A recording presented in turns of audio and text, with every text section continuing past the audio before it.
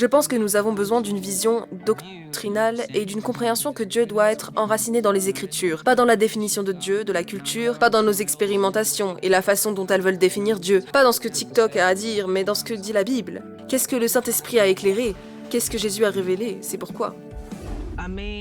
Si nous devions utiliser Ésaïe 6 comme exemple, qui est le passage par excellence, à partir duquel nous enseignons la sainteté, encore une fois, Ésaïe a une vision de Dieu. Et là, il entend et voit des anges, des séraphins, chanter « Saint, Saint, Saint » et le Seigneur des armées. Et sa réponse est la confession. C'est une chose que, lorsque vous lisez par la puissance du Saint-Esprit, il éclaire des endroits où vous ne faites pas confiance à Dieu. Il éclaire « Oh, je suis une femme, un homme aux lèvres impures.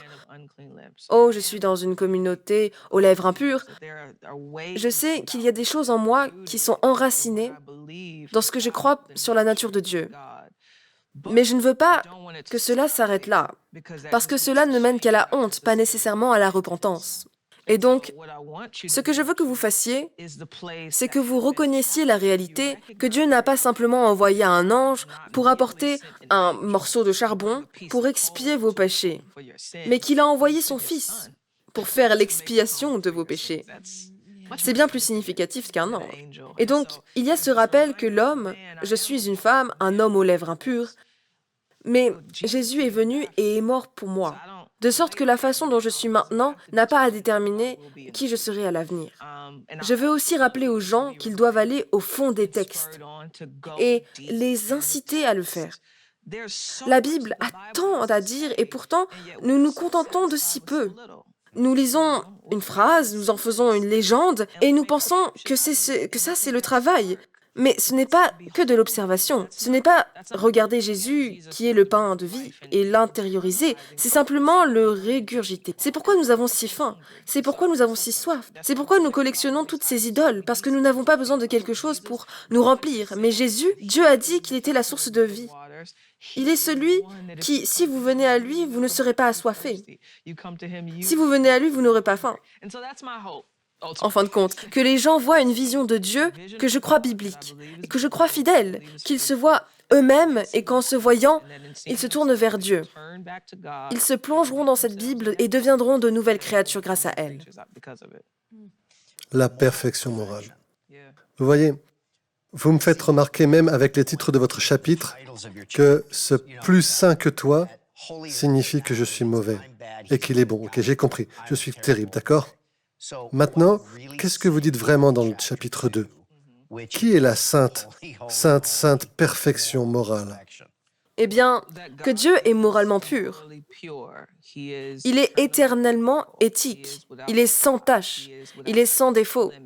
C'est un être qui a des motivations que Satan ne peut jamais influencer.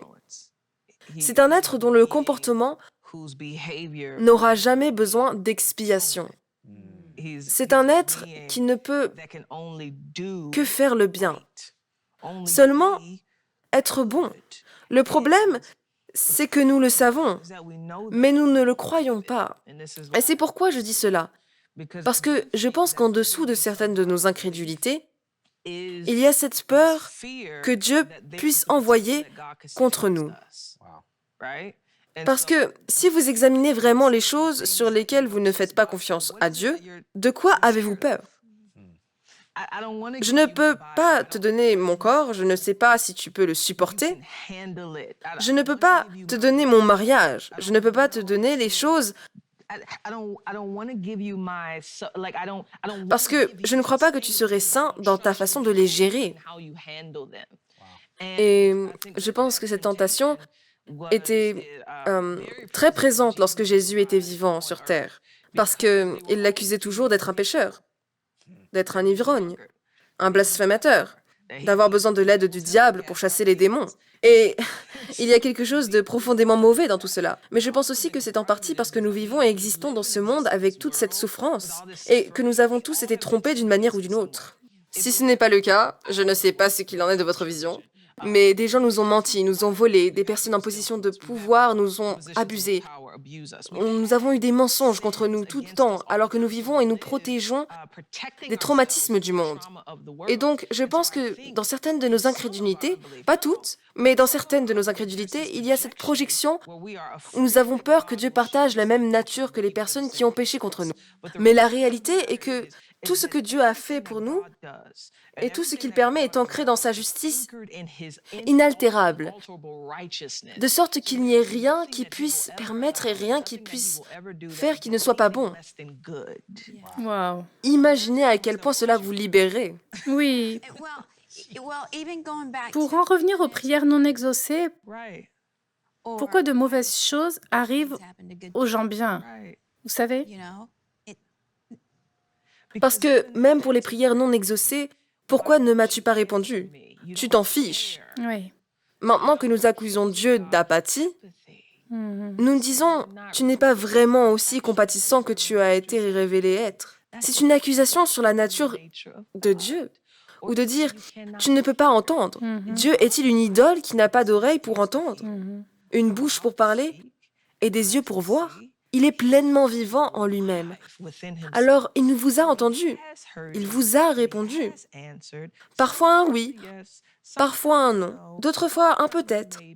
Mais chaque réponse est ancrée dans la sagesse.